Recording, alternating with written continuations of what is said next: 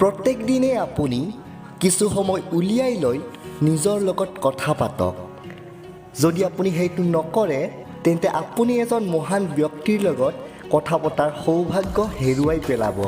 নমস্কাৰ বন্ধু বান্ধৱীসকল, মই ৰতন দাস পুনৰবাৰ এটি নতুন ভিডিঅ' লৈ আপোনালোকৰ কাষ চাপিছোহি। কোৱা হয় যে ষ্টুডেণ্টছৰ বাবে আব্দুল কালামৰ বাহিৰে অইন কোনেও ইনস্পিৰেশ্যন হ'বই নোৱাৰে। কিন্তু আপুনি জানেনে যে তেখেতৰ ইনস্পিৰেশ্যন কোন হয়? তেখেতৰ ইনস্পিৰেশ্যন হ'ল স্বামী বিবেকানন্দ। আজিৰ এই ভিডিঅ'টোত মই আপোনালোকৰ ওচৰত তেখেতৰ জীৱনত ঘটি যোৱা তিনিটা সৰু কাহিনী ক'ম আৰু সেই কাহিনীকেইটাৰ পৰা কি শিকিব পাৰোঁ সেই বিষয়ে আলোচনা কৰিম।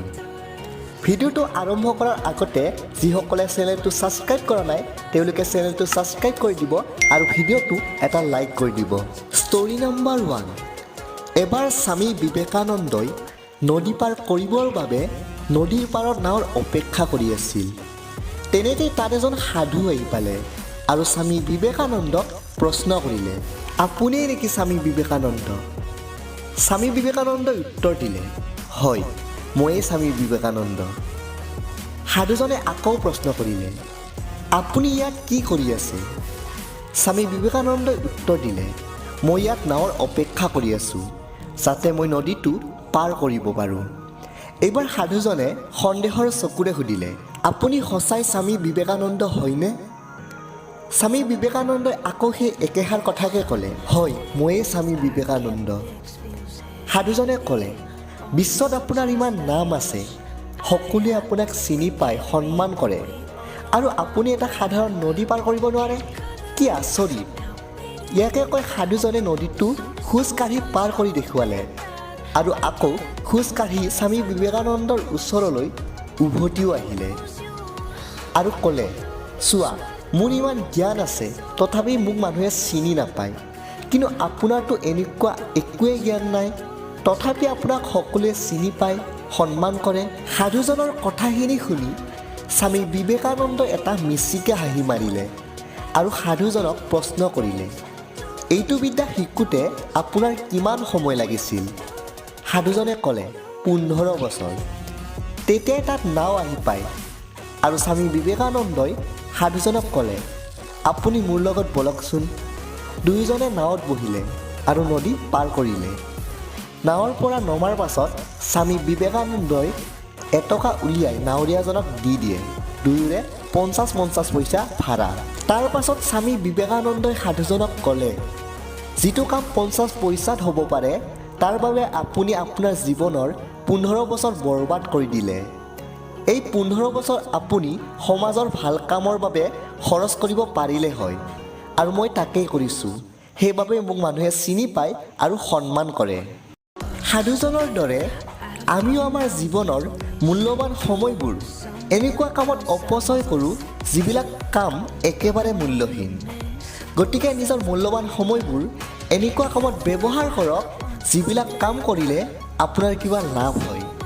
স্বামী বিবেকানন্দই কৈছিল, নিজৰ জীৱনত এটা লক্ষ্য নিৰ্ধাৰণ কৰা, গোটেই শৰীৰটো সেই লক্ষ্যৰে ভৰপূৰ কৰি তোলা আৰু অইন সকলোবোৰ কথা মনৰ পৰা উলিয়াই দিয়া, এইটোৱে সফল হোৱাৰ মূল মন্ত্ৰ।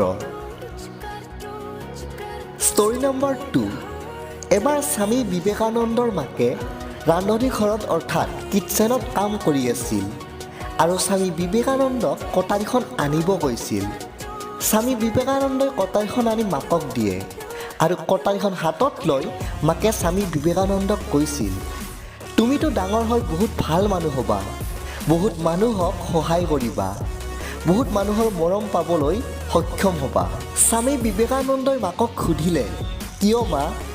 মাকে উত্তৰ দিলে, যেতিয়া তুমি মোক কটাৰীখন দিছিলা তেতিয়া তুমি কটাৰীৰ ধাৰ থকা অংশখিনিত নিজৰ হাতখন ৰাখিছিলা আৰু কটাৰীৰ কভাৰ অৰ্থাৎ কাট থকা অংশখিনিত মোক ধৰিব কৈছিলা। এই কাহিনীটোৱে শিকাই থৈ যায় যে মানৱৰ গাত মানৱতাৰ গুণ থকাটো অতিকৈ প্ৰয়োজন।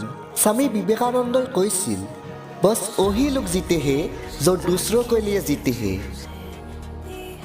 Story number 3। এদিন ৰাতিপুৱা স্বামী বিবেকানন্দৰ আশ্ৰমত এজন ল'ৰা আহিছিল। মুখখন চাই ল'ৰাজনক দুখত থকা যেন লাগিছিল।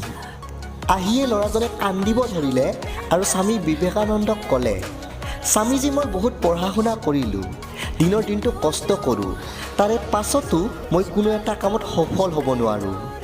আপুনিয়ে কওকচোন মই কি কৰোঁ? স্বামী বিবেকানন্দই ল'ৰাজনৰ সমস্যাটো বুজি পালে। সেই সময়ত স্বামী বিবেকানন্দৰ এটা পোহনীয়া কুকুৰ আছিল। স্বামী বিবেকানন্দই ল'ৰাজনক ক'লে, তুমি এটা কাম কৰা, এই কুকুৰটো অলপ ফুৰাই লৈ আহা আৰু তেতিয়ালৈকে মই তোমাৰ সমস্যাটোৰ সমাধান বিচাৰি উলিয়াম। ল'ৰাজনে কুকুৰটো ফুৰাবলৈ লৈ গ'ল আৰু আধা ঘণ্টাৰ পাছত আশ্ৰমলৈ উভতিও আহিলে। স্বামী বিবেকানন্দই দেখিলে যে কুকুৰটো ভাগৰি পৰিছে আৰু দীঘল দীঘলকৈ উশাহ লৈ আছে, কিন্তু ল'ৰাজন একেবাৰে নৰ্মেল আছিল।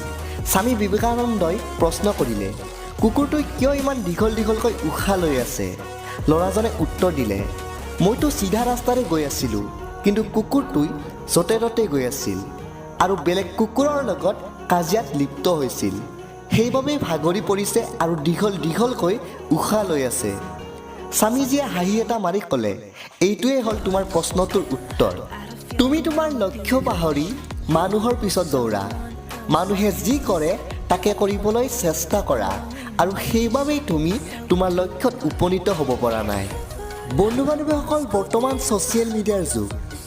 আমি বেলেগত থকা ষ্টাইল, বহা ষ্টাইল, কথা কোৱা ষ্টাইল সকলোবিলাক কপি কৰিব বিচাৰোঁ, যাৰ ফলশ্ৰুতিত আমি আমাৰ নিজস্বখিনি হেৰুৱাই পেলাওঁ।